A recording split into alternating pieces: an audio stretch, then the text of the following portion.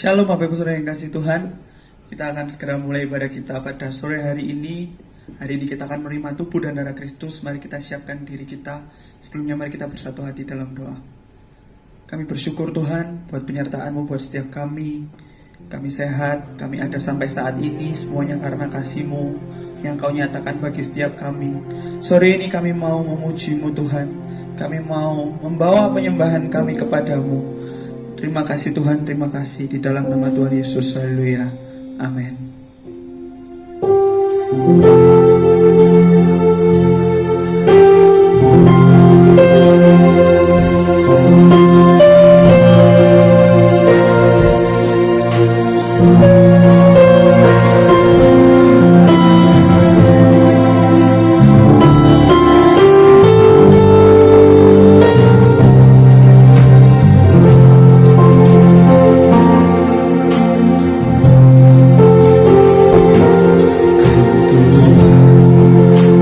Selamatkanku, terima kasih Yesus. Kau Tuhan yang pulihkanku, terima kasih.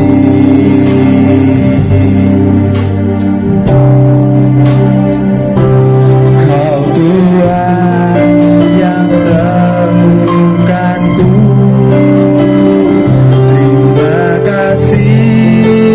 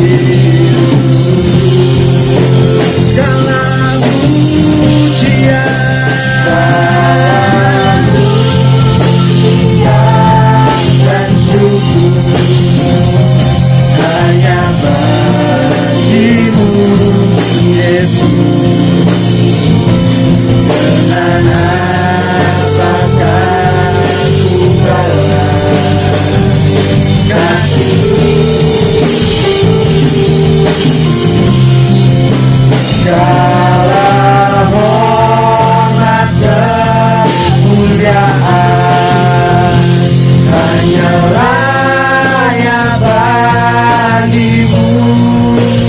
Ku sembah Yesus seumur hidupku. Mari sama-sama katakan. Ku sembah Yesus seumur. Ku sembah Yesus seumur. Ku sembah Yesus seumur hidupku.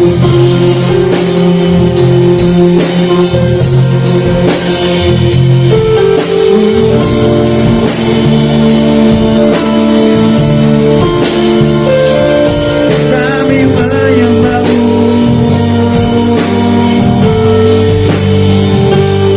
sebab Kau yang terbaik.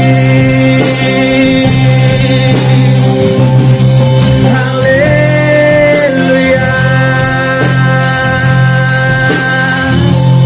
Mari sama-sama angkat pujian-Mu bagi Dia, angkat sembah-Mu bagi Dia, sebab Dia Tuhan yang baik.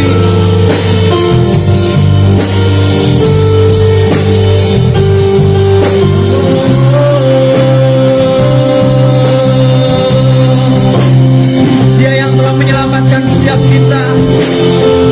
Dia rela menyerahkan dirinya untuk menebus setiap dosa kita.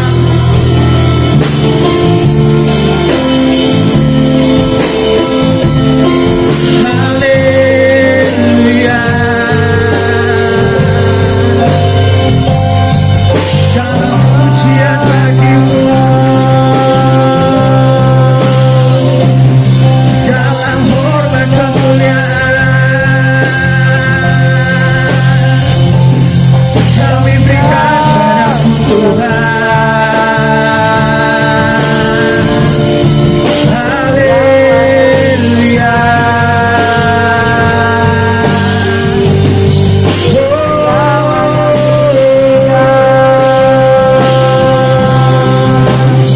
Kami sembahkan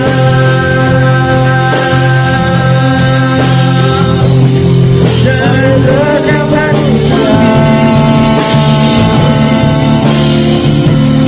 dengan segenap jiwa kami. Kami muliakan nama-Mu. Haleluya.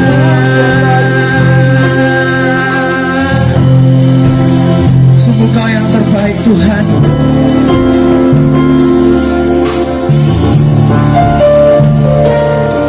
Kau rela mati bagi setiap kami. Kau menebus setiap dosa kami.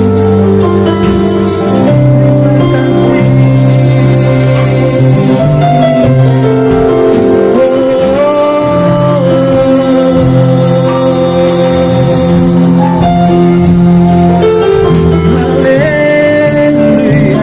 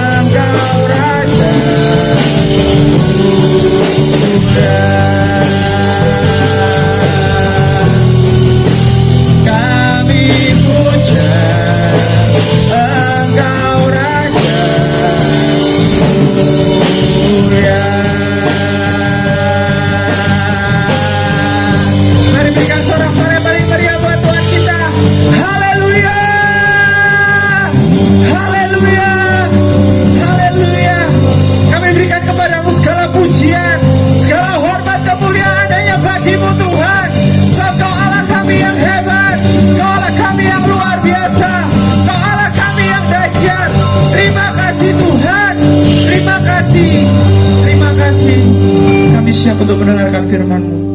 Kami berdoa untuk hamba-Mu yang kami menyampaikan firman-Mu, Tuhan. Urapi hamba-Mu dan urapi kami semua, agar kami dapat menangkap isi firman-Mu dan kami dapat menerapkan dalam kehidupan kami. Di dalam nama Tuhan Yesus, haleluya, amin. Hari-hari ini saya sedang belajar dari seorang janda tua yang miskin yang bernama Naomi. Saya kagum dengan perempuan ini. Dia tetap pada imannya walaupun dia sudah kehilangan semua apa yang dia miliki. Baik itu orang-orang yang dicintainya, suami dan kedua anaknya, tapi juga hartanya habis juga. Tapi perempuan ini tidak kehilangan imannya. Iman percayanya kepada Tuhan tetap teguh, mengakibatkan ada kasih yang mengalir di dalam hidupnya. Sehingga menantu yang tadinya kafir berubah kepercayaan, mempercayai Tuhan. Bahkan karena kesetiaannya, dia menjadi nenek moyang dari Mesias. Dari kisah ini saya belajar satu hal, bahwa ternyata kekuatan kasih sungguh sangat luar biasa. Kasih itu mengubahkan. Salah satu contoh yang mudah kita bisa melihat anak-anak kita ketika mereka mulai jatuh cinta. Anak kita yang tadinya nggak suka mandi, tapi tiba-tiba ada perubahan jadi suka mandi. Yang tadinya tomboy, nggak mau dandan, tapi jadi mau dandan. Saudara perlu tanda tanya besar. Ada apa yang terjadi? Pasti dia sedang jatuh cinta. Orang yang tadinya cerewet bisa jadi kalem. Orang yang tadinya kasar bisa jadi lembut. Semua itu disebabkan karena cinta. Cinta mengubahkan segala sesuatu. Demikian juga terjadi pada satu tokoh di dalam Perjanjian Baru yang bernama Sakius. Dia seorang pemungut cukai yang begitu dibenci oleh orang Yahudi. Karena pekerjaannya sebagai pemungut cukai, dia memungut lebih banyak dari seharusnya. Tidak hanya itu, Sakius ini selain tukang peras, tapi dia juga kikir. Nah, kalau kita ketemu orang-orang yang seperti ini, saya yakin kita pasti tidak suka. Kita pasti menginginkan sesuatu yang buruk terjadi di dalam hidup orang ini. Saya nggak lupa suatu hari ketika kami berdua, saya dan suami sedang makan di satu resto. Tiba-tiba kami dengar suara gedebukan begitu ya, koprak-koprak begitu ya. Kami lihat jendela, ini ada apa begitu ya, tapi kami tidak tahu apa yang terjadi di luar. Yang kami lihat di luar orang banyak begitu ya. Lalu selesai kami makan, saya pergi ke toko roti. Saya lewat di satu resto. Nah, pelayan resto habis lihat gitu ya apa yang terjadi. Lalu sementara saya jalan, saya dengar pembicaraan pelayan resto di sebelah resto yang kami makan. Dia cerita kalau ada seorang penjambret ya, dia jambret seorang perempuan, lalu dia lari ke arah kanan begitu ya. Lah ternyata dia nggak tahu kalau di kanan itu jalannya ditutup, ada portal. Kami tahu karena kami sering lewat situ ya. Tapi penjambret ini tidak tahu. Jadi karena jalannya di portal, dia kembali. Tapi waktu dia kembali, dia dipukul banyak orang. Dia sudah dihadang banyak orang gitu ya. Orang banyak sudah penuh di situ. Ketika saya dengar ini, apa yang ada di otak saya, saudara? Dalam hati saya berkata, syukur kapok. Wong kok cek jahati begitu ya. Memang hari-hari ini hari-hari yang sulit, tapi mbok yo kerja, ojo nyopet begitu. Ketika saya lihat, saya dengar pencopet dipukuli, saya seneng saudara gitu ya. Nah, saya yakin pada waktu itu banyak orang yang tidak suka sama Sakius, menginginkan sesuatu yang buruk terjadi pada Sakius yang jahat ini, yang kikir ini. Dia juga bekerja pada tentara Roma, ini yang membuat bangsa orang-orang Yahudi tidak suka sama dia. Tetapi cara pandang Tuhan berbeda. Tuhan tidak melihat seperti yang dilihat orang pada umumnya. Ketika Tuhan melihat Sakius, Apa yang ada di benak Tuhan, saudara? Tuhan berpikir bahwa ini orang kasihan, ini orang perlu kasih Tuhan. Karena itu ketika Sakius naik di atas pohon, dia ini jadi ceritanya dia pengen lihat Yesus, tapi tubuhnya yang pendek tidak memungkinkan untuk dia berjumpa dengan Tuhan, melihat Tuhan. Karena itu dia tidak kurang akal, dia naik sebuah pohon. Nah, ketika dia naik sebuah pohon ini, Tuhan mendatangi dan Tuhan berkata kepada Sakius, "Sakius, turunlah. Aku akan menumpang di rumahmu." Kenapa Tuhan menumpang di rumah Sakius? Tuhan ingin memberi perhatian kepada Sakius supaya Sakius yang jelek di mata masyarakat ini, Sakius yang dibenci oleh banyak orang ini, diubahkan kehidupannya. Dan betul apa yang terjadi setelah Tuhan makan di rumah Sakius, ada perubahan yang besar terjadi. Sakius berkata setengah dari hartanya akan dibagikan kepada orang miskin. Kalau dia memeras, dia berkata dia akan kembalikan 4 kali lipat. Ini bukan sesuatu yang mudah, saudara. Penghasilan Sakius, pendapatan Sakius selama ini, kalau dia cuma memungut sesuai dengan yang seharusnya, tidak dapat ceperan, gajinya mungkin tidak banyak.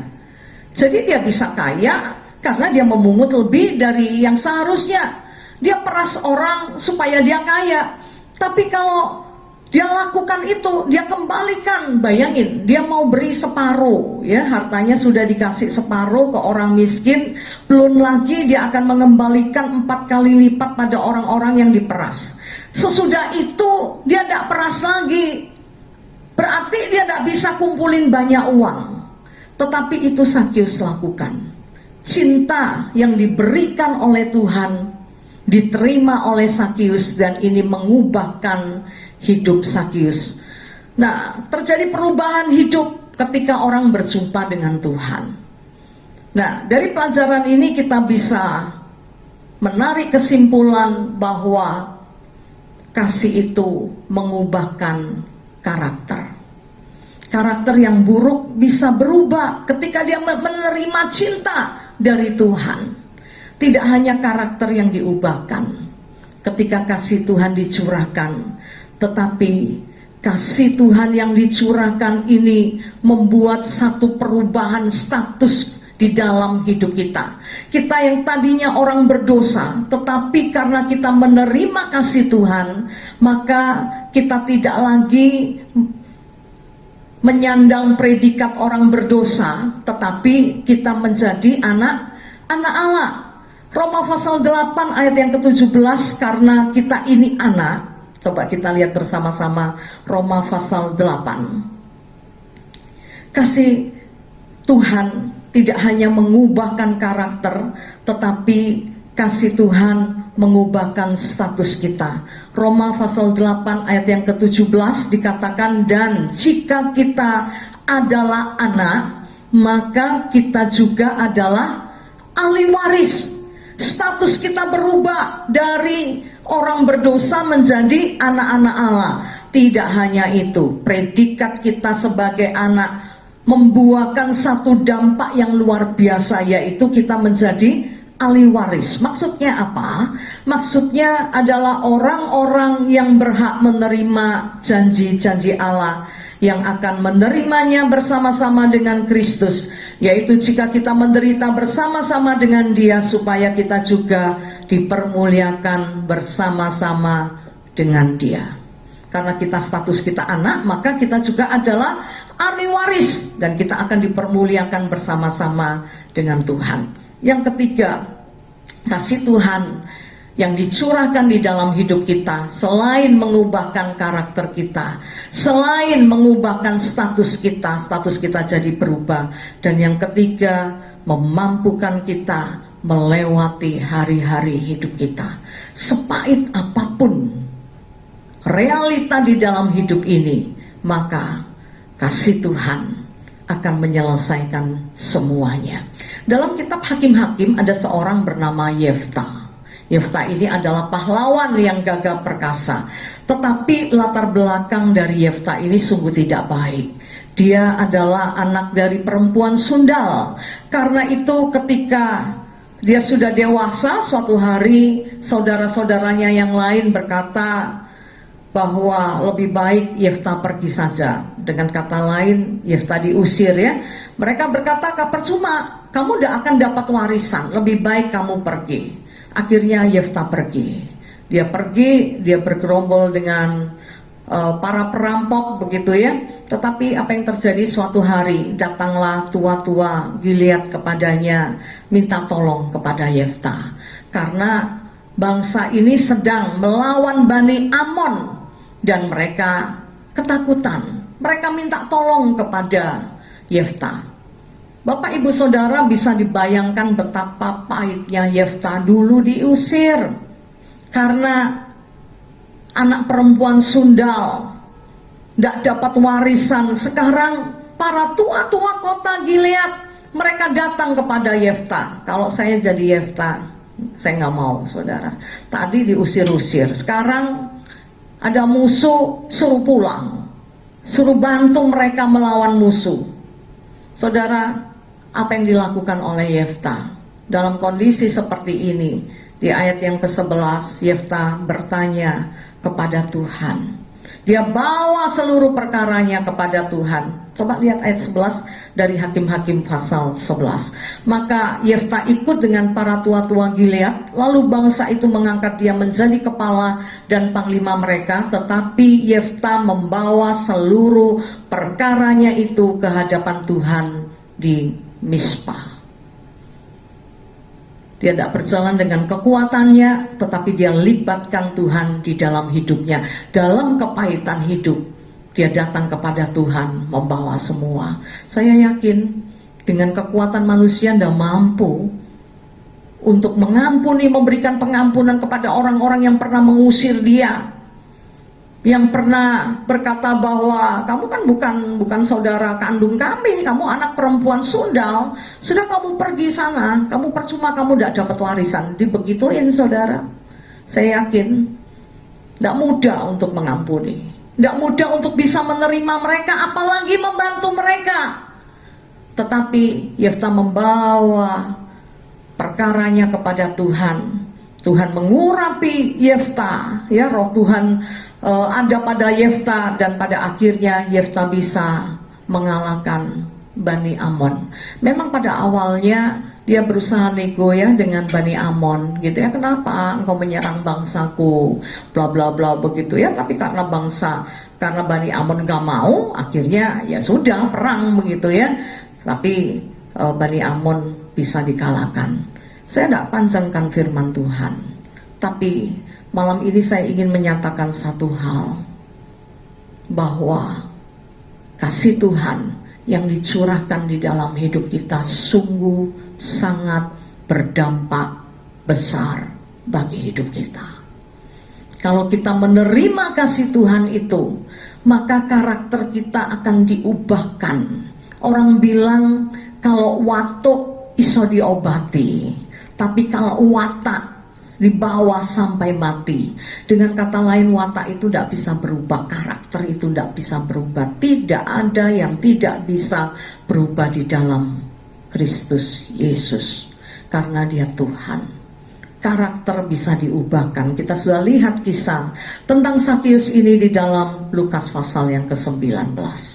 Sakius yang tadinya seorang pemungut cukai, yang tadinya seorang pemeras, yang tadinya seorang yang kikir, tetapi perjumpaan dengan Tuhan mengubahkan seluruh hidupnya.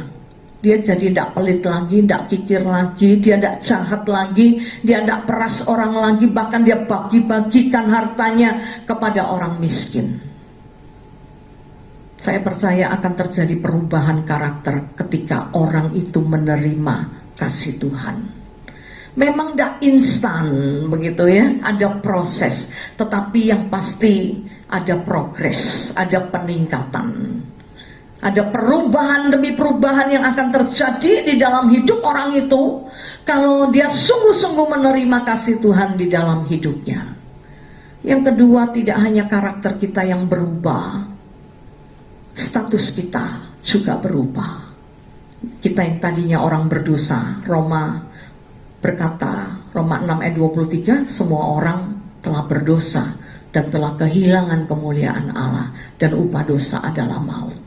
Status kita menyandang satu predikat orang berdosa sebelum kita berjumpa dengan Tuhan. Tapi perjumpaan dengan Tuhan mengubahkan status kita. Kita yang tadi orang berdosa, kita menjadi anak-anak Allah. Dan Roma pasal 8 berkata, karena kita adalah anak, maka kita adalah ahli waris, dan kita akan dimuliakan bersama-sama dengan Allah. Dan yang ketiga, kasih Tuhan yang dicurahkan di dalam hidup kita memampukan kita melewati hari-hari hidup kita. Seburuk apapun, kita akan bangkit, meninggalkan masa lalu kita, dan meraih semua yang Tuhan janjikan. Mari kita berdoa.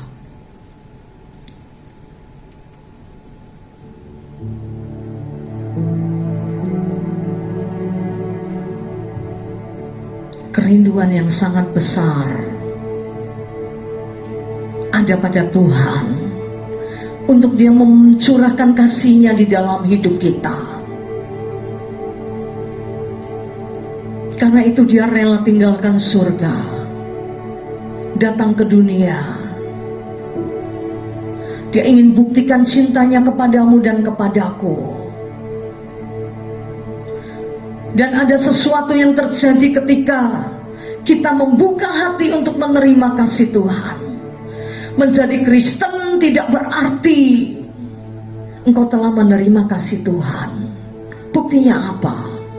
Buktinya ada banyak orang Kristen bertahun-tahun, tapi karakternya tidak berubah, kelakuannya tidak berubah.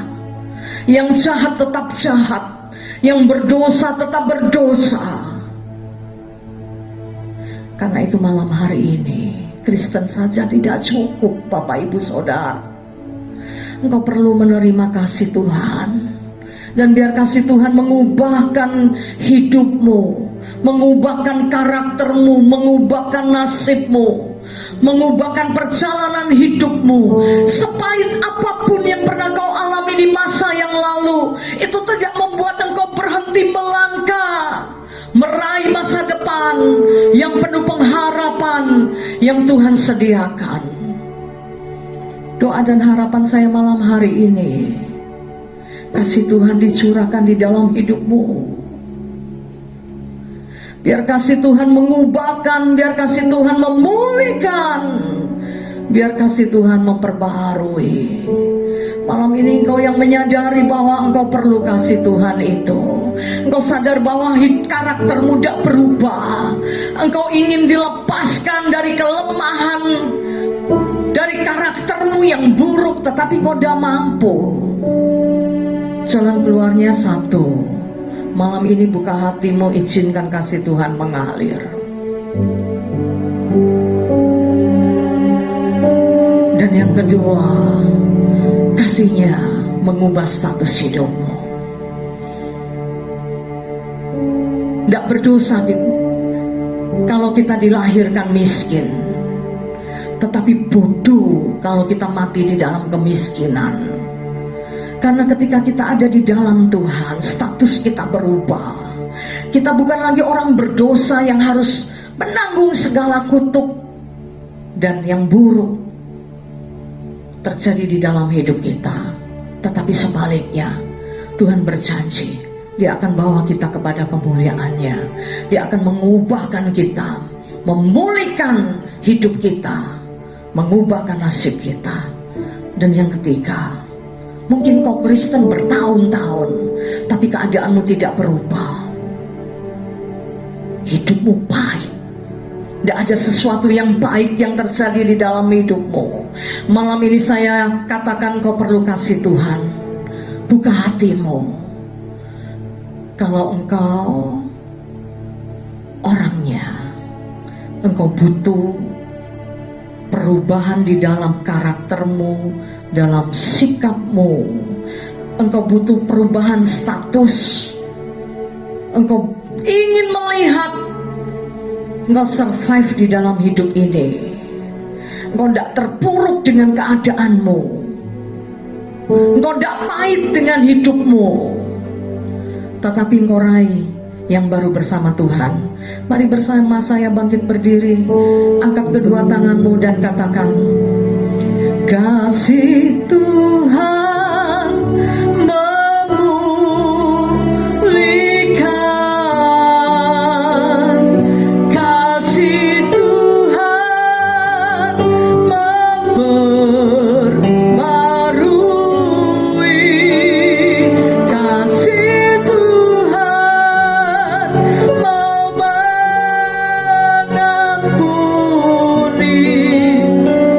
kasih Tuhan mengubah segalanya. Sekali lagi katakan, kasih Tuhan. Tuhan memulihkan, biar kasih-Mu memulihkan hidup kami Tuhan. Memperbarui, terjadi perubahan karakter, terjadi perubahan tingkah laku di dalam hidup kami. Kami tinggalkan hidup yang lama dan kami mengenakan pakaian yang baru di dalam-Mu Tuhan. Haleluya.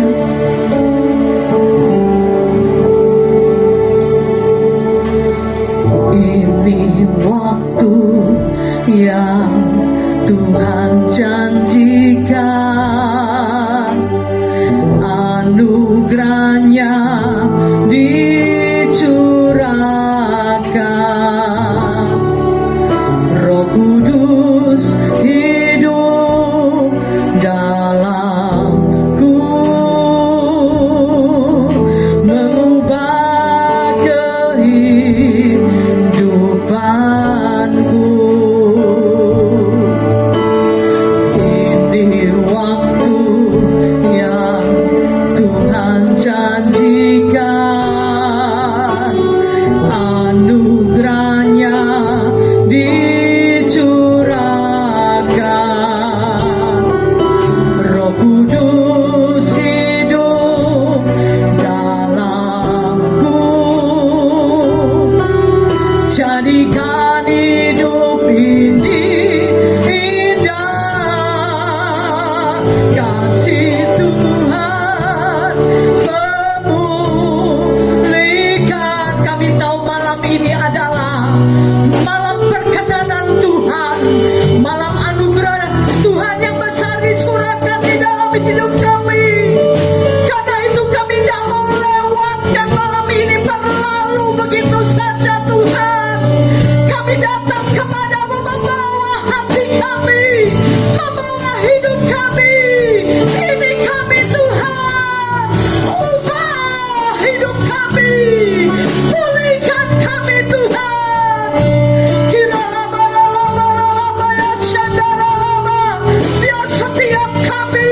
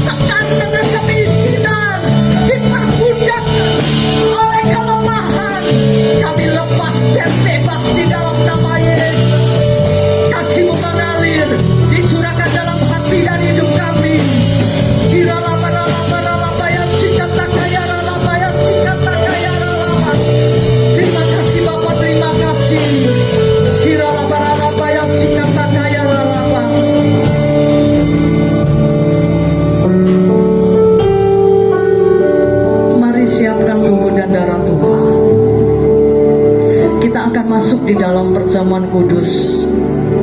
Tetapi firman Tuhan berkata, barang siapa tidak layak makan roti ini dan minum darah ini, maka akan mendatangkan penghukuman. Karena itu malam hari ini mari kita ambil waktu untuk kita memeriksa hidup kita. Kalau ada dosa, kesalahan, dan kelemahan yang kita lakukan di dalam hari-hari hidup kita, mari kita minta ampun kepada Tuhan. Kiralaba ralaba ya sikata kaya ralaba. Kami percaya semerah apapun dosa kami, kasih-Mu sanggup menyucikan kami,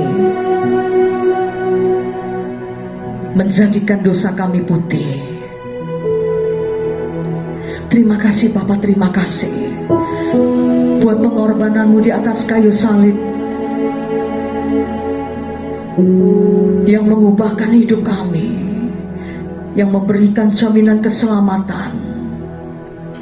Cintanya dan kasih-Nya lebih dari segala yang ada.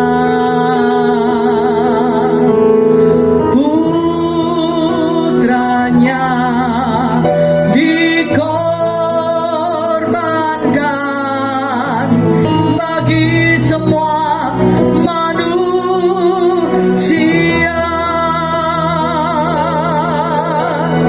Darah domba Allah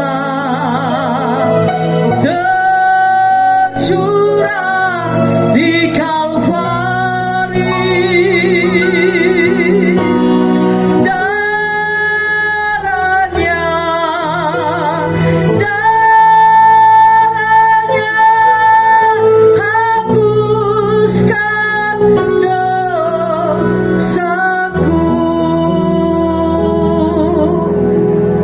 Sebab apa yang telah kuteruskan kepadamu telah aku terima dari Tuhan, yaitu bahwa Tuhan Yesus pada malam waktu Ia diserahkan mengambil roti, mari angkat tinggi roti di atas kepala kita, dan sesudah itu Ia mengucap syukur atasnya. Ia memecah-mecahkannya dan berkata, inilah tubuhku yang diserahkan bagi kamu, perbuatlah ini menjadi peringatan akan aku. Bukankah roti yang kita pecah-pecahkan adalah persekutuan dengan tubuh Tuhan? Mari kita makan dalam nama Yesus.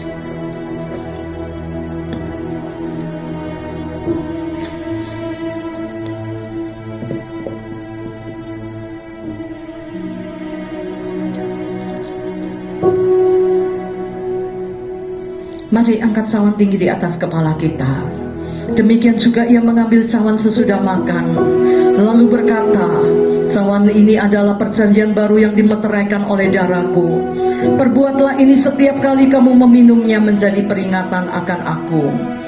Bukankah cawan yang atasnya kita mengucap syukur adalah persekutuan dengan darah Yesus? Mari kita minum dalam nama Yesus.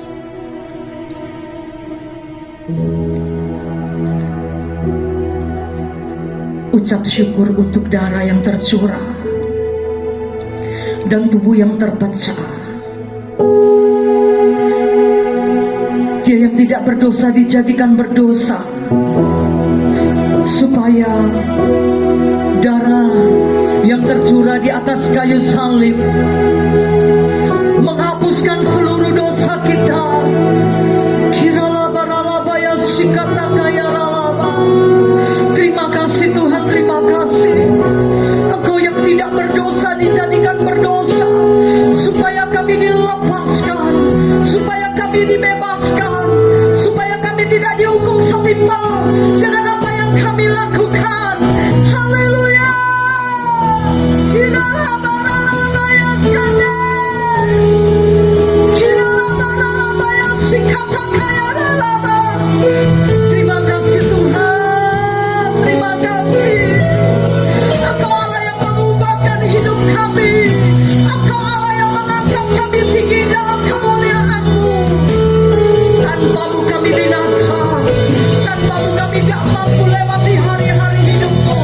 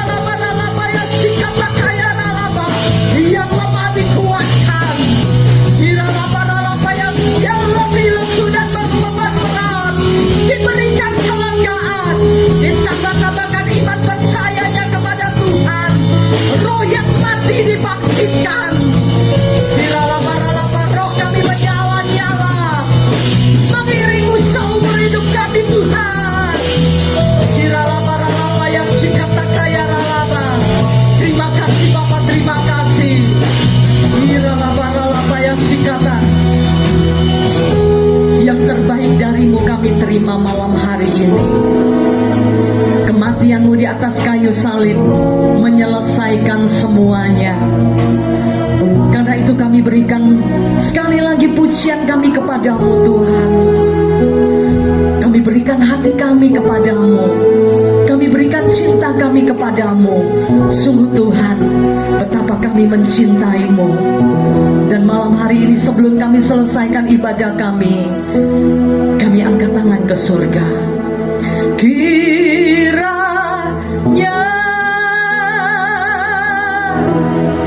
Engkau memberkati aku berlimpah-limpah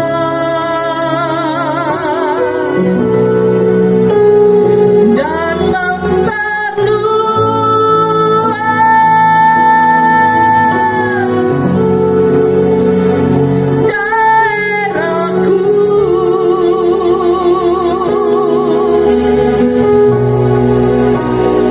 Dan kiranya tangan-Mu menyertai aku dan melindungi aku daripada malapetaka sehingga kesakitan tidak menimpa aku. Kami percaya yang sakit sudah disembuhkan, yang kekurangan sudah diberkati. Kami terima berkat rahmat dan anugerah dari Allah Bapa, di dalam cinta kasih dari Putra-Mu yang terkasih Tuhan kami Yesus Kristus, dan di dalam persekutuan dengan Roh Kudus menyertai kami mulai hari ini sampai Maranatha, Tuhan datang kembali. Yang percaya diberkati Tuhan bersama-sama katakan amin. Selamat malam, Tuhan memberkati kita semua.